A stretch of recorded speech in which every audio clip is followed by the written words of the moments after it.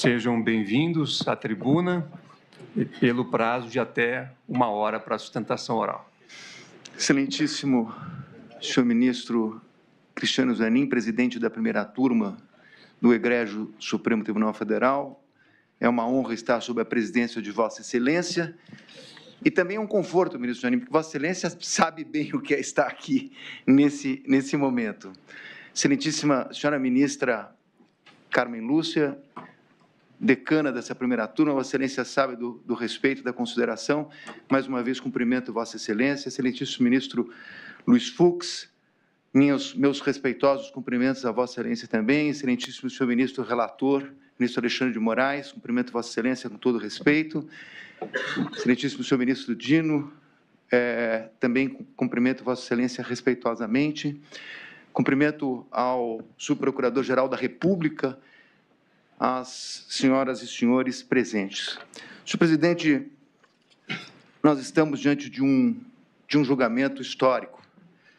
Histórico pela importância do tema subjacente, a própria acusação, a questão do Estado Democrático de Direito, por envolver um ex-presidente da República, por envolver outras pessoas, generais, por envolver tantas pessoas num processo que tem vários núcleos e que foi cindido.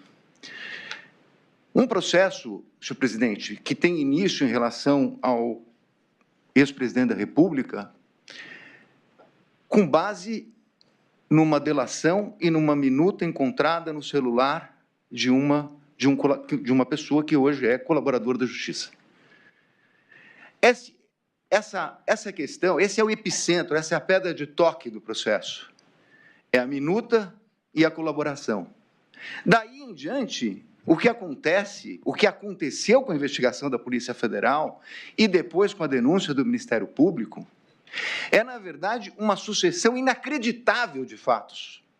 Porque, na verdade, foi achada uma minuta do punhal verde e amarelo, uma minuta, planilha, de uma operação luneta, e como todos nós sabemos, o trágico episódio de 8 de janeiro. E o presidente, a quem eu estou representando, foi dragado para estes fatos. Presidente, eu vou demonstrar cuidadosamente, tratando da questão da minuta, ele não atentou contra o Estado Democrático de Direito. E não há uma única prova.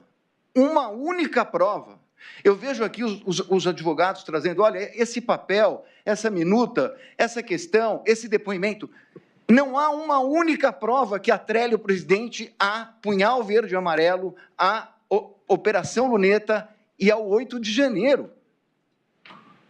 Aliás, nem o delator, que eu sustento que mentiu contra o presidente da República, nem ele chegou a dizer participação em punhal, em luneta, em copa, em 8 de janeiro.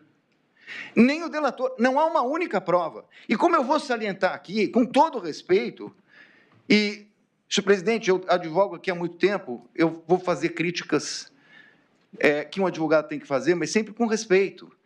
Mas eu vou comprovar que a denúncia proposta sobre o crime do contraditório, o Ministério Público sequer fez prova sobre o crime do contraditório a respeito desses fatos.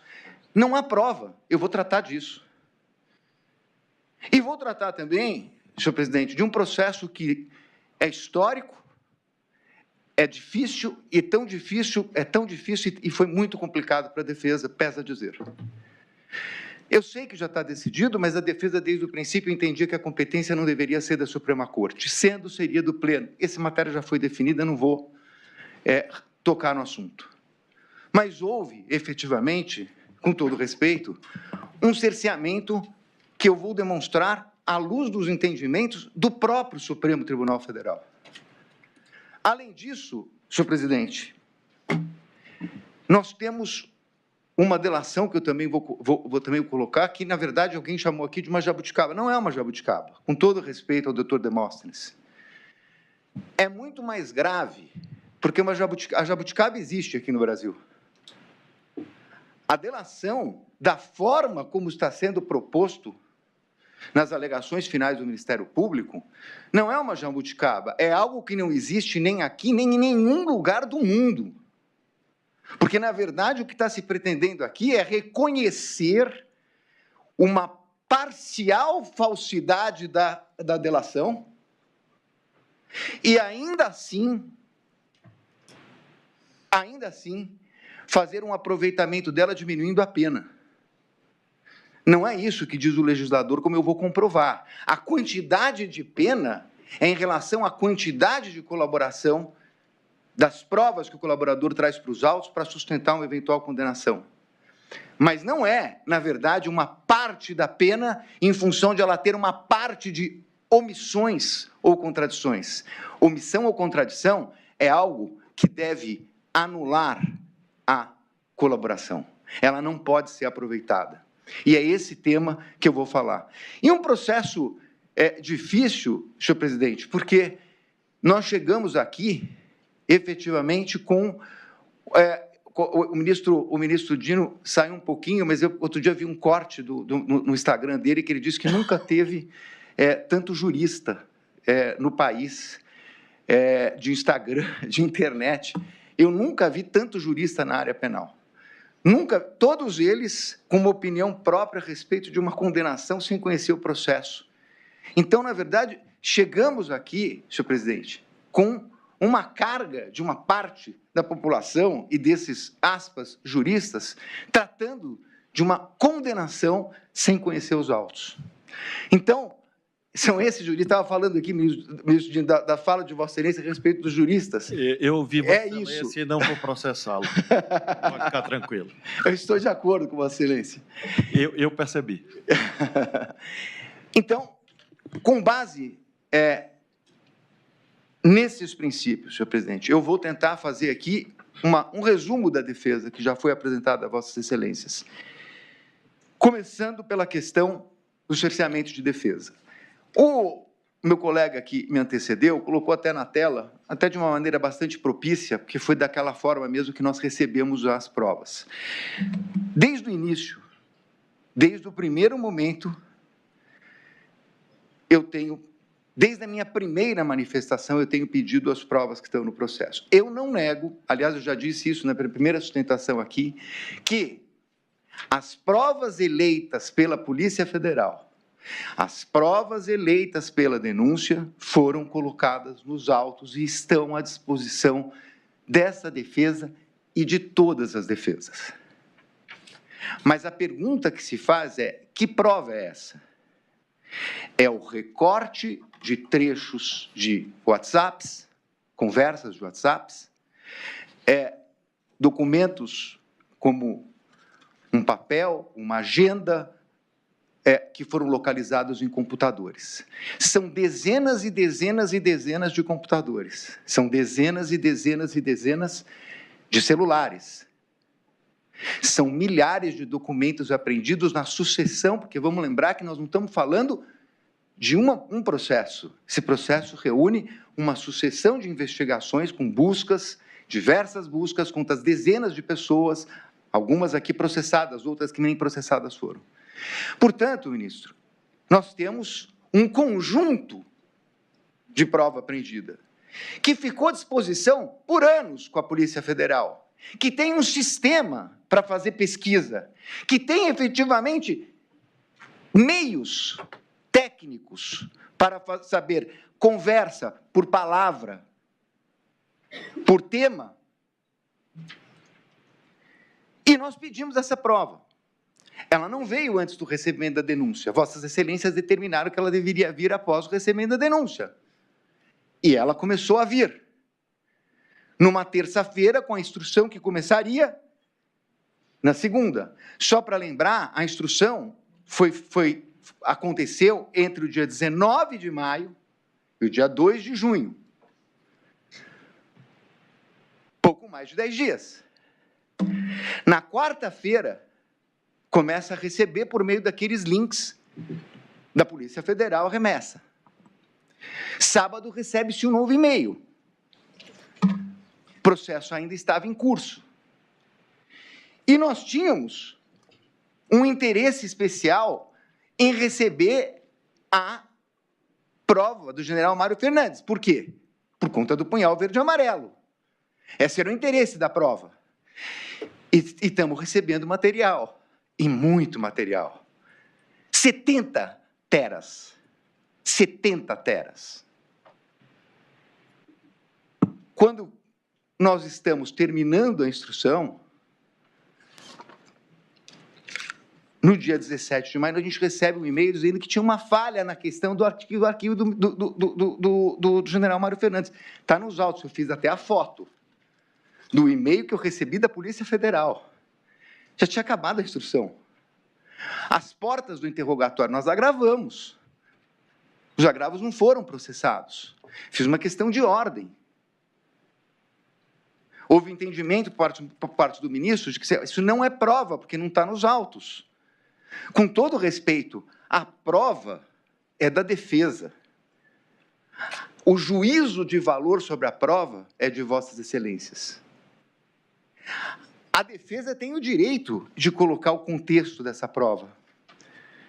Eu separei aqui, ministro, para não tomar mais tempo com relação a esse tema, mas de uma forma muito simples, um julgado de agora, de julho, numa reclamação julgada pelo ministro Gilmar Mendes. Como Vossa Excelência sabem, como eu estou falando aqui para o público, reclamação é, na verdade, algo que se concede no Supremo Tribunal Federal em função da reiterada jurisprudência do Supremo Tribunal Federal. E o ministro Gilmar Mendes diz aqui com todas as letras, não cabe ao delegado, ao promotor e ao juiz estabelecerem quais provas a defesa tem o direito de ver. E só para lembrar, o que nós estamos falando aqui nessa reclamação é que não tinham juntado vídeos e fotografias. Foi concedida a reclamação para que a defesa tivesse acesso integralmente à prova e com prazo suficiente para verificar. Nós não tivemos acesso à prova e muito menos prazo suficiente. Por isso que o professor Badaró, quando fez um parecer a nosso pedido, ele trata, na verdade, que não houve paridade de armas. Nós não tivemos o tempo que o Ministério Público e a Polícia Federal tiveram. E nós não tivemos acesso à prova durante a instrução.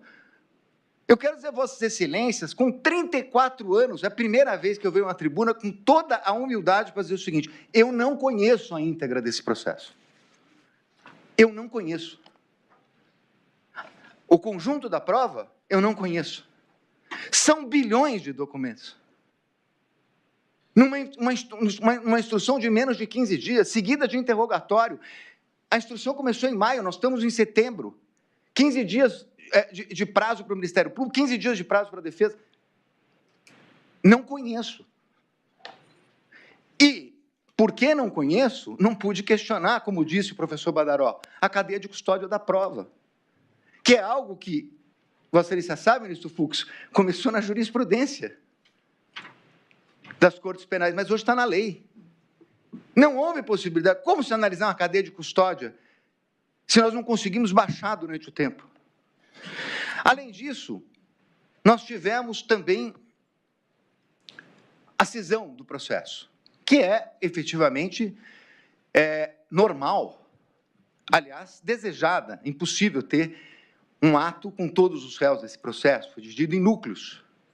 Mas a divisão em núcleos, ela não tira os contornos de um processo penal que tem uma única denúncia.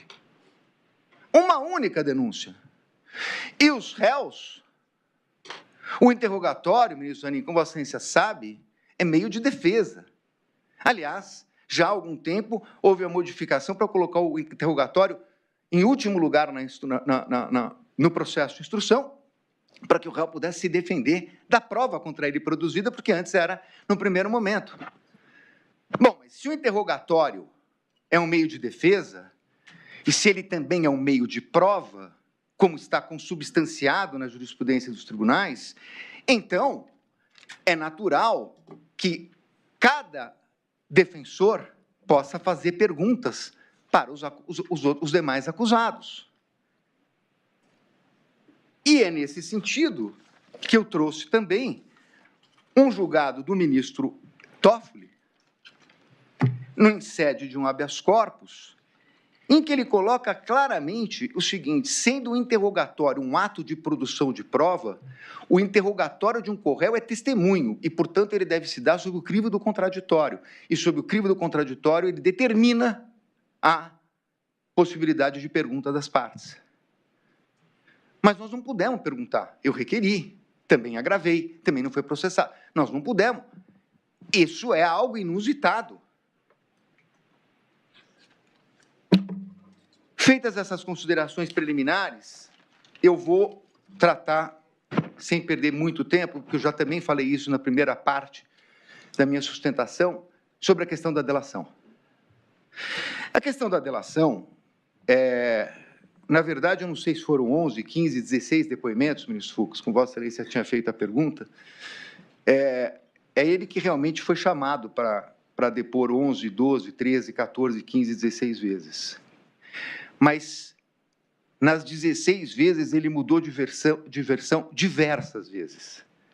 E isso não sou eu que estou dizendo. Na verdade, o Ministério Público Federal e a Polícia Federal, no último relatório de novembro, quando se disse que ele tinha inúmeras omissões e contradições. Portanto, na verdade, ele apresentou uma versão e ele alterou essa versão.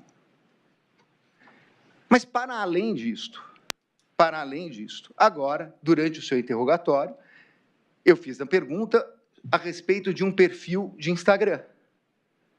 Falso. Gabriela R.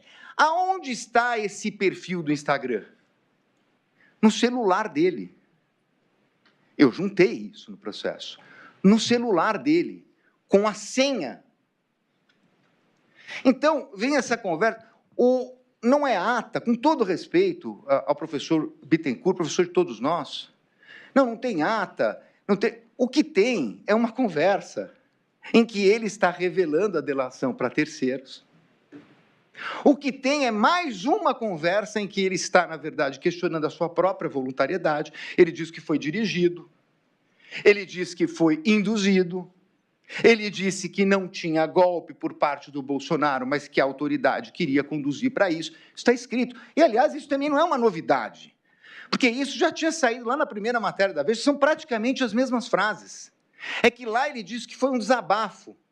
Agora ele repete as mesmas frases, o que coloca em xeque a sua voluntariedade. Mas aí, senhor presidente, vem algo que aqui se falou o seguinte: não, está sendo investigado. Está sendo investigado. Realmente tem um inquérito para isso.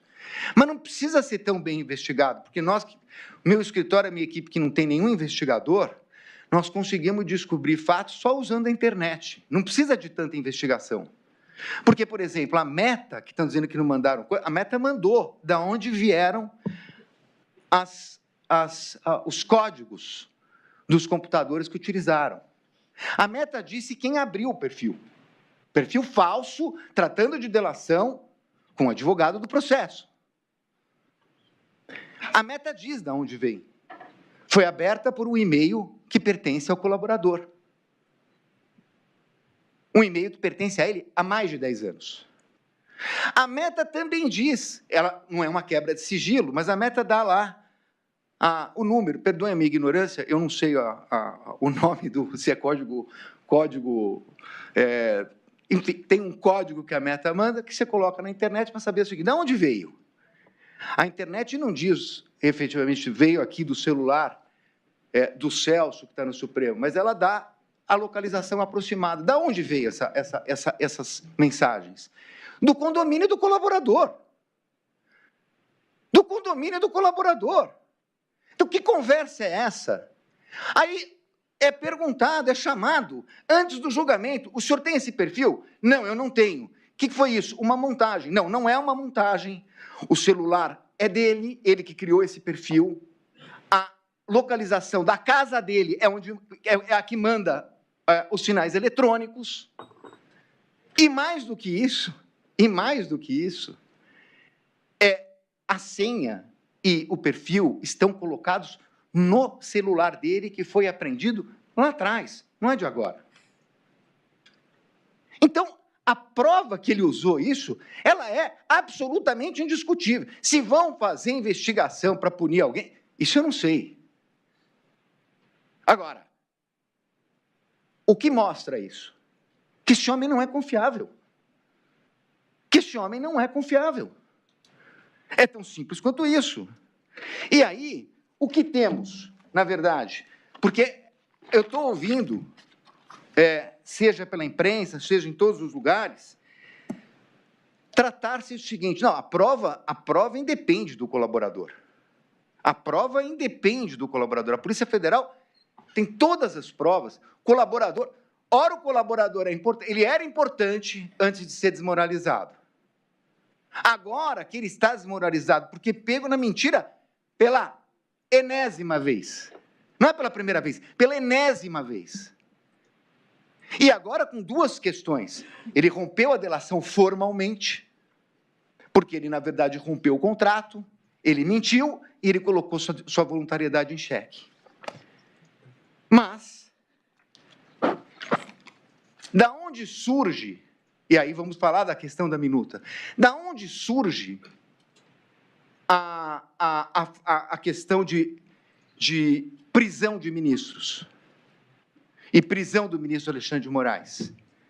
Do depoimento dele. A denúncia reproduz isso. A denúncia fala: confirmou o ajuste realizado por Jair Bolsonaro, que mantinha a prisão do ministro Alexandre de Moraes. O tal do enxugar a minuta é do delator. Isso não sou eu que estou dizendo, é a denúncia. Estou citando aqui especificamente a denúncia. Confirmou que recebeu de Felipe Martins a minuta do decreto que detalhava os considerandos. De acordo com o que ele fez adiante, ajustes na minuta, submetendo apenas a prisão do ministro Alexandre de Moraes. Isso aqui é a acusação do Ministério Público, isso aqui é a denúncia. Então, não dá para dizer que ele não tem importância, porque da onde tem essa história de prisão? Mas eu vou adiante.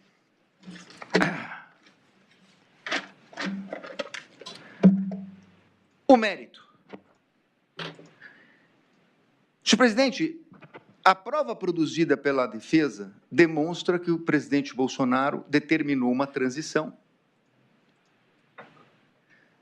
A prova determina que ele, além de determinar uma transição, ele autorizou. Eu acho essa questão muito importante. O novo ministro da Defesa estava tendo dificuldade para falar com os comandantes militares. Em dezembro, no início de dezembro, os comandantes não estavam atendendo o então nomeado ministro da Defesa pelo presidente Lula. Ele liga para o presidente Bolsonaro, que não só o ajuda, como determina que ele fosse recebido para fazer o quê? A transmissão do cargo que aconteceu em dezembro. Todas as testemunhas, o governador de São Paulo, senadores, deputados, falam a respeito da transição, que foi efetivamente determinada. Essa é a prova dos autos. Mas nós temos aqui uma acusação, que eu disse no início, que é uma acusação contraditória.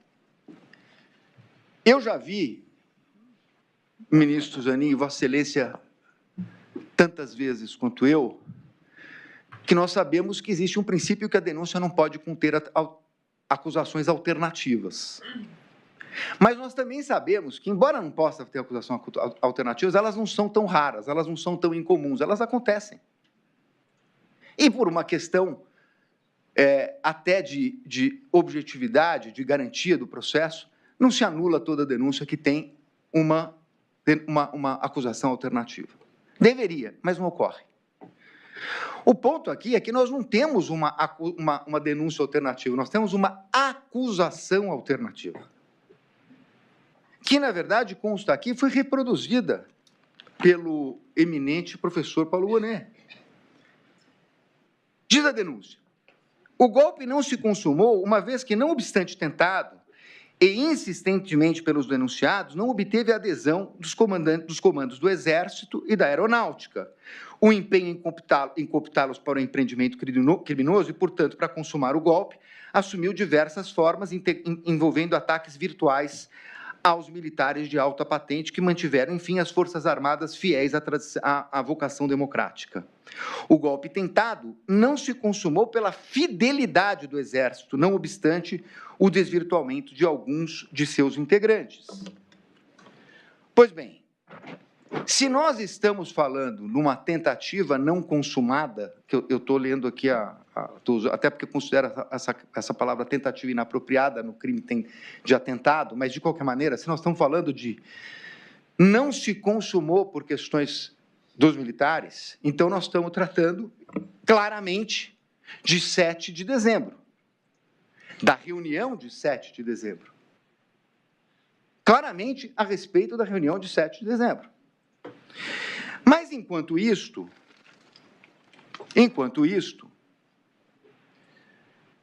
no dia 12 de novembro, há uma reunião dos quides pretos, chamados quides pretos, uma suposta reunião com o general Braga. No dia 14 de novembro, mensagens de Mauro Cid sobre estimativa de gastos. Questão da Copa.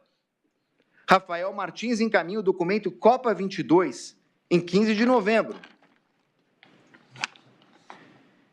E estamos tratando de 15 de dezembro, ação dos quides pretos com uma realização de ação clandestina chamada Copa 22. Bom, então, nós precisamos definir em algum momento, já que isso aconteceu na denúncia e agora acontece nas alegações finais, qual o plano que o presidente tem que se defender. Ele foi acusado pelo delator na questão dos comandantes do Exército, reunião de 7 de dezembro. Mas se não se consumou, palavras do Ministério Público, quando se diz que não consumou? No dia 7 de dezembro.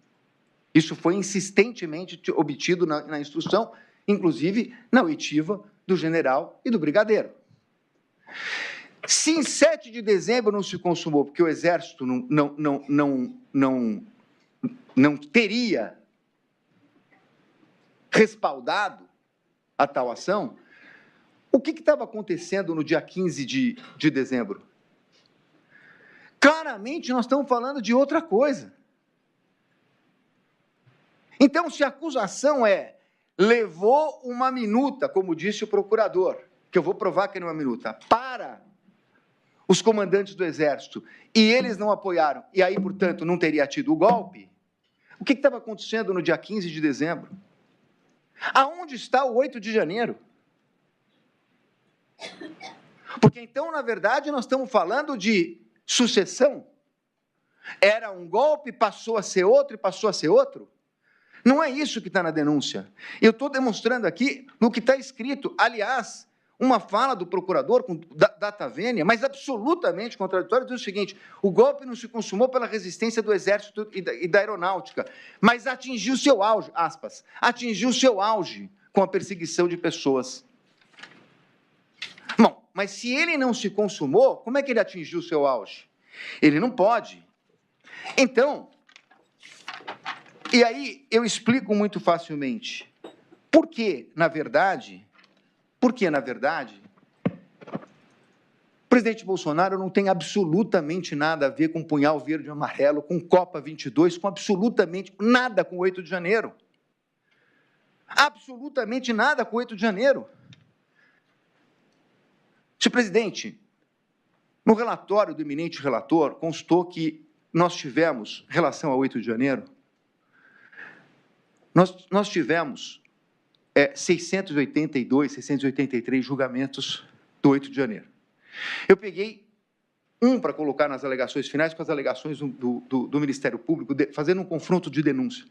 Nós estamos tratando de crime multitudinário, que, segundo a doutrina, seria o crime de uma espécie de alma coletiva, de um estouro em que uns copiam os outros, crime multitudinário, que me parece que foi o entendimento dessa primeira turma para esses casos de 8 de janeiro. Para além de não haver provas, para além de não haver qualquer tipo de provas, nós temos uma questão de ordem jurídica. A instigação no direito penal, seja do ponto de vista doutrinário, seja do ponto de vista jurisprudencial, e o professor Oswaldo Dweck, que fez um parecer para a defesa que foi juntado aos autos, trata disso com muita propriedade, professor titular da Pontifícia Universidade Católica de São Paulo, determinando que instigação se dá para pessoa ou pessoas determinadas em relação a fato ou fatos determinados. Essa é a possibilidade jurídica de instigação. Então, o Ministério Público, apesar de não falar diretamente, é outro problema da denúncia e das alegações finais, está acusando de uma instigação a ato de 8 de janeiro para pessoas indeterminadas e para fatos criminosos indeterminados. Juridicamente, essa acusação não é possível. Juridicamente, essa acusação não é possível. Antes de sair do Brasil, o presidente, não vamos achar que o mundo vai acabar. Vamos para o tudo ou nada? Não. Não tem tudo ou nada. Não é o caso de ficar atacando instituições ou grupos.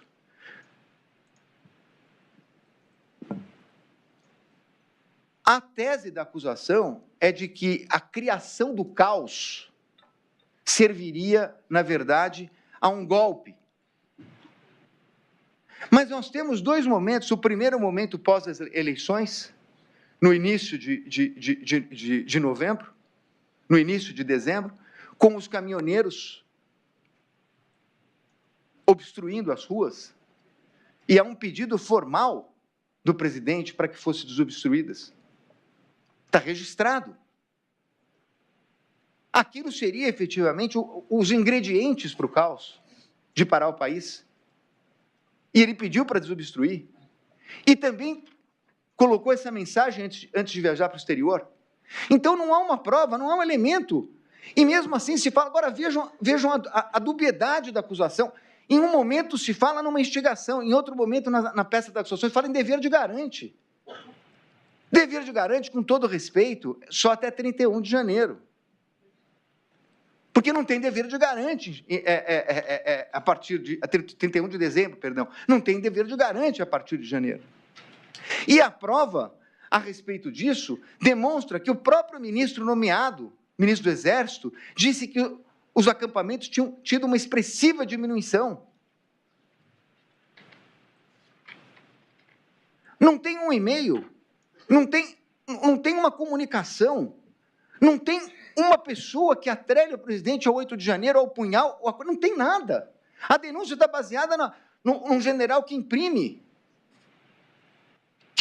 uma minuta no Palácio, e no mesmo dia vai ao Palácio do Alvorada. Essa é a prova. Não existe absolutamente nada. Esse caso vai crescendo. Ele vai crescendo para colocar o presidente no 8 de janeiro. 680 processos, mais de 500 acordos de persecução penal. O acordo de persecução penal não tem que falar a verdade? Aonde está nesses acordos que Bolsonaro é o instigador, o chefe? Instigação de pessoas indeterminadas. Então, senhores ministros, para terminar a minha parte, eu vou tratar daquela que eu considero a acusação inicial, a gênese da acusação. A palavra do delator, como eu já disse aqui, que é a questão da minuta, entre aspas. Em primeiro lugar, nós precisamos deixar algo absolutamente claro aqui. A tal minuta é uma peça encontrada no celular do colaborador, que em seus depoimentos disse que não transmitiu a ninguém. Nessa peça há algumas digressões e um final que fala em GLO e estado de sítio.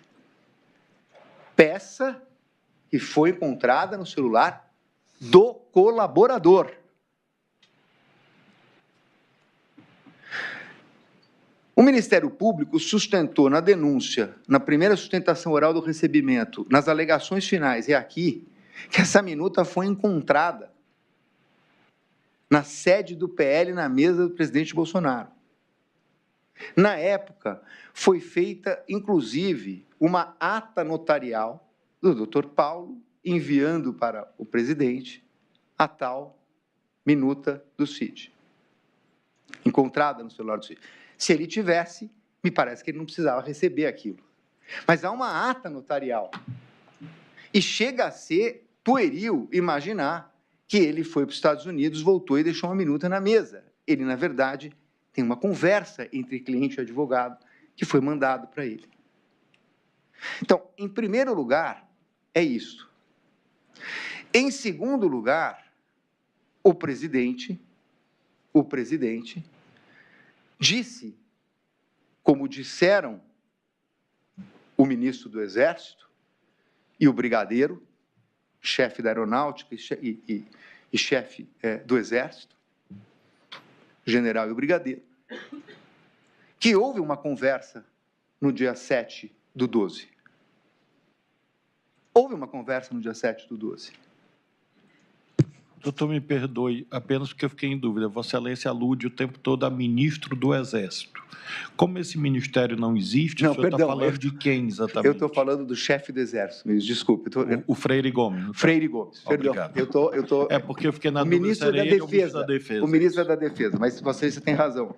Eu estou falando do chefe do Exército e do chefe da Aeronáutica na reunião do dia 7. Sendo importante dizer que o chefe da Aeronáutica não estava em dezembro, porque ele viaja no final de novembro e, portanto, em dezembro o chefe da Aeronáutica não estava. Mas, como quer que seja, houve uma reunião com o ministro da Defesa, agora sim, vocês têm razão, com o ministro da Defesa, e com o chefe do Exército. Pois bem,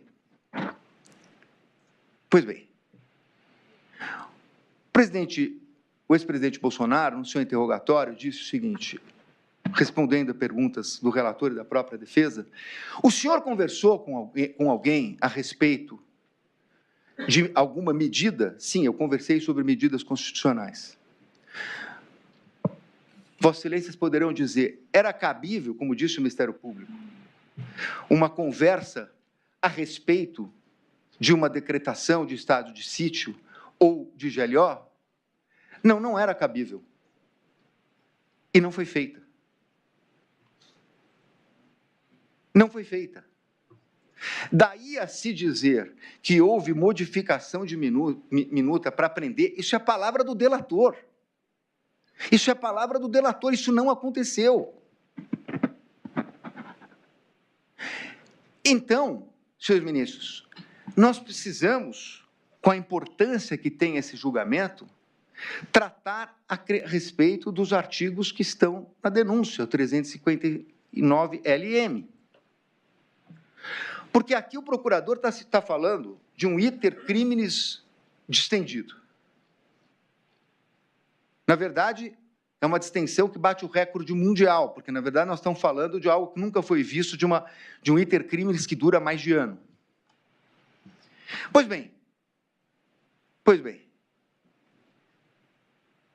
ambos os artigos tratam de violência ou grave ameaça. Com todo respeito, como disse o professor Dweck, não é possível do ponto de vista jurídico. E agora, ministro, senhores ministros, eu vou encampar a tese da acusação. Encampar a tese da acusação. Da discussão de 7 de dezembro com o chefe do Exército, com o chefe da Aeronáutica, o ministro da Defesa, o da Aeronáutica não estava, mas eu vou encampar a tese do Ministério Público. O início de execução, nós estamos falando de um crime tentado, de atentado. E, portanto, na verdade, a mera tentativa é que configura a própria consumação do delito. Um crime de atentado. Mas esse crime de atentado não é porque de atentado que ele não tem o início de execução. Ele tem o início de execução. Ele tem o primeiro ato de execução.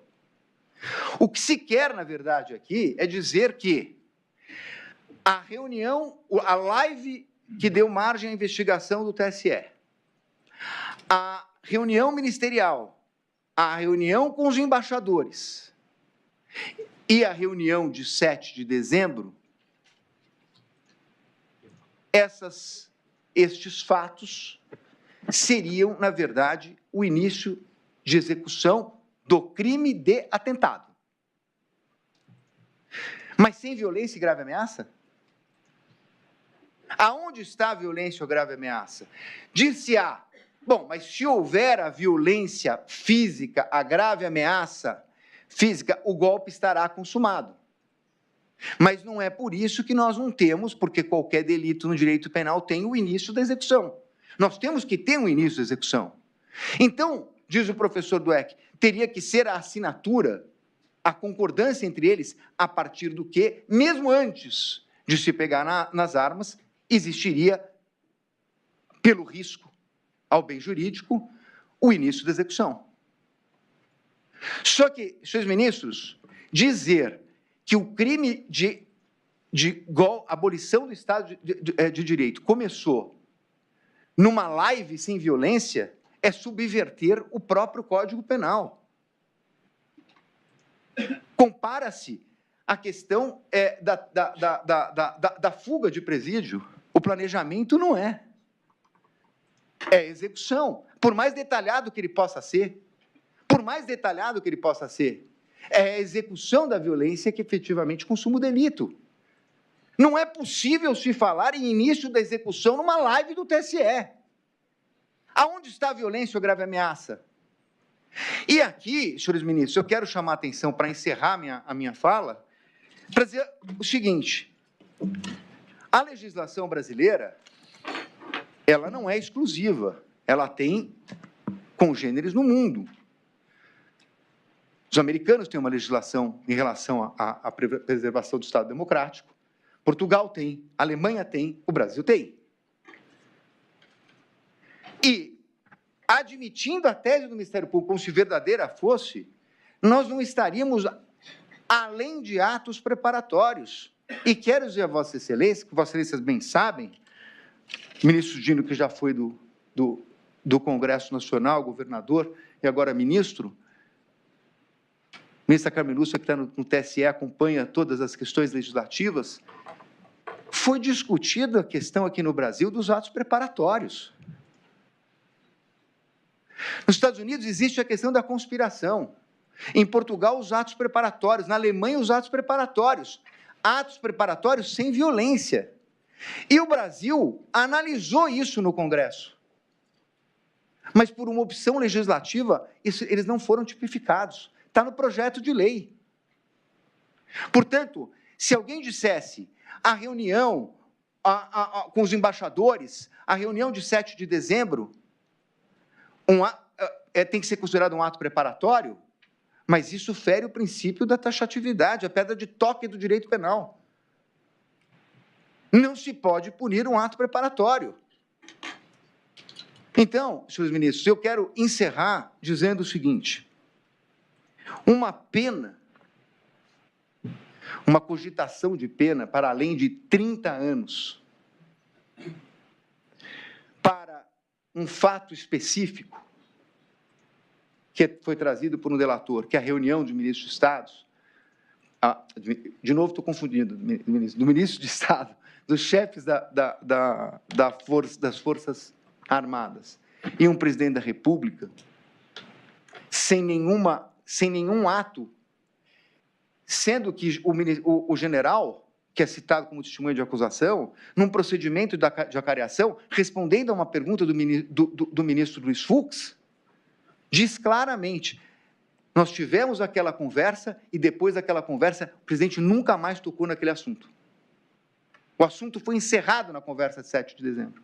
Então, o assunto encerrado, gerar uma pena de 30 anos não é razoável. O que está acontecendo é, numa tese trazida pela Polícia Federal, pelo Ministério Público Federal, é trazer para algo que fala de crimes contra a vida, de eliminação de pessoas, de assassinato de pessoas, e do 8 de janeiro, que não precisamos dizer o que foi. São esses dois fatos que trazem o contorno para uma acusação tão grave. E nesses não há prova. Agradecendo a atenção de Vossa Excelência, eu vou passar a palavra para o meu colega. Muito obrigado, senhor presidente. Obrigado.